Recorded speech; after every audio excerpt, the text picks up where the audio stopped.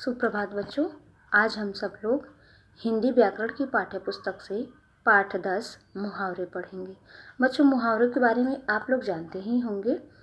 जो अपने सामान्य अर्थ को छोड़कर किसी विशेष अर्थ की ओर इंगित करता है वो मुहावरा कहलाता है।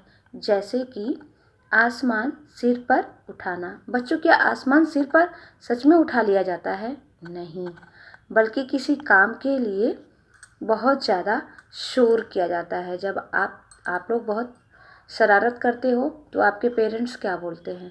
पेरेंट्स बोलते हैं कि इसने तो आसमान सर पे उठा लिया है, अर्थात बहुत ज़्यादा जिद कर रहा है, बहुत ज़्यादा शोर मचा रहा है। तो इस तरह से आपने देखा कि सामान्य अर्थ न बता करके कोई विशेष अर्थ बताते हैं, वे वाक्य या वाक्यांश मुहावरे कहलाते हैं। आइए हम आगे कुछ और मुहावरों के अर्थ भी देखते हैं। बच्चों, आपने देखा कि मुहावरा अपना सामान्य अर्थ छोड़कर विशेष अर्थ को बताता है और ये एक शब्द नहीं होता है, बल्कि कोई वाक्य होता है या वाक्य का अंश होता है। ऐसे वाक्य या वाक्यांश को मुहावरा कहा जाता है।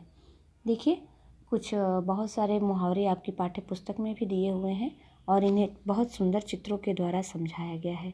जैसे, अब तो घी के दिए जलाओ, अपना गिरीश कक्षा में प्रथम आया है। घी के दिए जलाना मतलब मुहावरा है और इसका मतलब ये हुआ कि बहुत ज़्यादा खुशी आई है।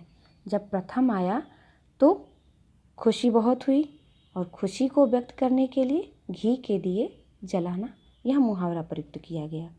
घी के दिए जलाना एक वाक्यांश है जिसका सामान्य अर्थ है दिए में घी डालकर जलाना, लेकिन यहाँ इसका विशेष अर्थ है खुशियाँ मनाना।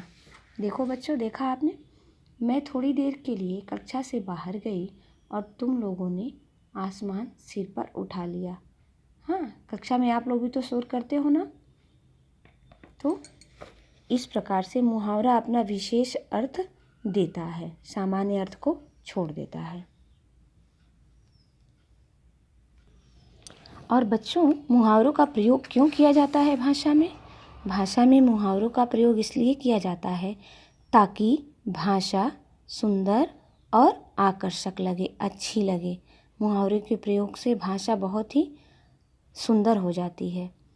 आइए कुछ मुहावरे देखते हैं और इनके अर्थ भी जानते हैं। जैसे, ठान लेना मतलब निश्चित कर लेना, लोहा लेना मतलब मुकाबला करना, बातें बनाना मतलब बहाना बनाना, गाल बजाना मतलब बढ़ा चढ़ाकर बोलना, कमर कसना मतलब तैयार होना, निश्चित कर लेना कि हमें इस बार परीक्षा में टॉप करना है, दिन फिरना मतलब अच्छे दिन आना, होश उड़ जाना मतलब घबरा जाना, खिल्ली उड़ाना मतलब किसी का मजाक उड़ाना, रफू चक्कर होना भाग जाना। बच्चों, ऐसे बहुत सारे मुहावरे आपकी पाठ्य पुस्तक में दिए हुए हैं। इन सभी को आप लोग ध्यानपूर्वक पढ़िए, इनके मतलब समझिए। यहाँ पे दूसरे पृष्ठ पे आइए, कुछ मुहावरों के अर्थ और उनका वाक्य प्रयोग भी दिया हुआ है। मुहावरे केवल अर्थ जानने तक ही नहीं सीमित होते हैं, बल्कि मुहावरों का अर्थ भी होता है और उनका वाक्य प्रयोग भी किया जाता है। आप अपने ऊपर भी इसे लागू कर सकते हैं, अपने लिए भी ऐसा वाक्य बना सकते हैं, अपने घर में किसी सदस्य के लिए ऐसा वाक्य बना सकते हैं। यहाँ पर छोटे छोटे उदाहरण के द्वारा समझाया गया है। जैसे, टांग अड़ाना मतलब रुकावट डालना, हर काम में टांग अड़ाना मयंक की आदत होती है। अंगूठा दिखाना मतलब समय पर धोखा देना। जैसे आपको कोई आपका दोस्त किसी काम के लिए बोले कि वो कर देगा, परंतु जब मेन वक्त आए तो वह आपका काम ना करे, तो इसे अंगूठा दिखाना कहते हैं। तुमने अपना काम तो निकाल लिया, मुझे ज़रूरत पड़ी तो अंगूठा दिखा दिया। उंगली उठाना मतलब दोष दिखाना या दोष निकालना। जैसे, पहले अपना व्यवहार सुधारो तब दूसरों पर उंगली उठाना। लोग दूसरों की कमियां, दूसरों की गलतियां बताते रहते हैं ना बच्चों, ऐसे लोगों के लिए ये मुहावरा प्रयोग किया जाता है। जबान चलाना, अनुचित शब्द बोलना। जबान चलाना मतलब जहाँ बोलना ज़रूरी नहीं है वहाँ भी बोल देते हैं लोग। रोहन आजकल अपने बड़े भाई से बहुत जबान चलाता है। घर में भी ये मुहावरा बहुत फेमस है, प्रयुक्त होता है। कान खड़े होना, सावधान होना। बिल्ली के आने की आहट से चूहों के कान खड़े हो गए। यानी हम दूसरे को भी देखते हैं थोड़ा सा किसी तरह से सावधान होते हुए, तो स्वयं को हम लोग सचेत कर लेते हैं, सावधान कर लेते हैं। अब है आँखों में धूल झोंकना, मतलब धोखा देना। जैसे रमन बड़े बड़ों की आँखों में धूल झोंक देता है या झोंक सकता है। बच्चे भी माहिर होते हैं, टीचर्स की आँख में धूल झोंकते ही हैं। हाँ मैम, कर लूँगा, पर करते नहीं हैं।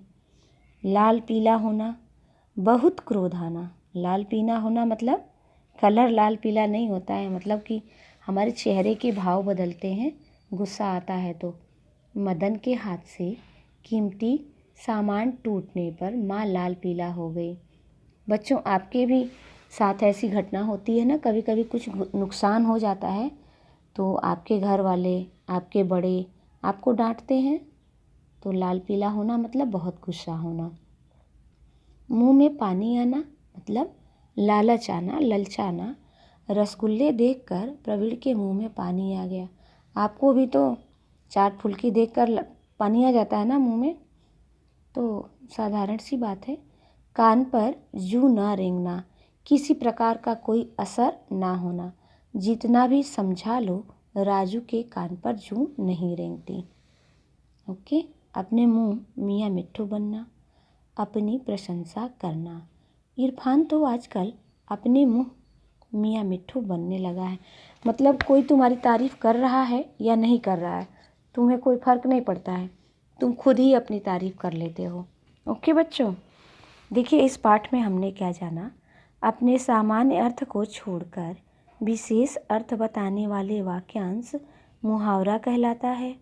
मुहावरों का प्रयोग भाषा को प्रभावशाली बनाने के लिए किया जाता है। 2 बातें जानी आपने। हाँ बच्चों, अब इस पाठ्य पुस्तक में जो मुहावरे दिए हुए हैं वो आप लोग अपने ऊपर भी वाक्य बना करके सीखने की कोशिश करेंगे। ये बहुत साधारण और अच्छे मुहावरे दिए हुए हैं जो हम सामान्य तौर पे अपनी बोलचाल में इस्तेमाल करते हैं। तथा पुस्तक अभ्यास कार्य आप पाठ्य पुस्तक की सहायता से अवश्य कर लीजिएगा। आज की कक्षा हम यहीं समाप्त करते हैं बच्चों। धन्यवाद।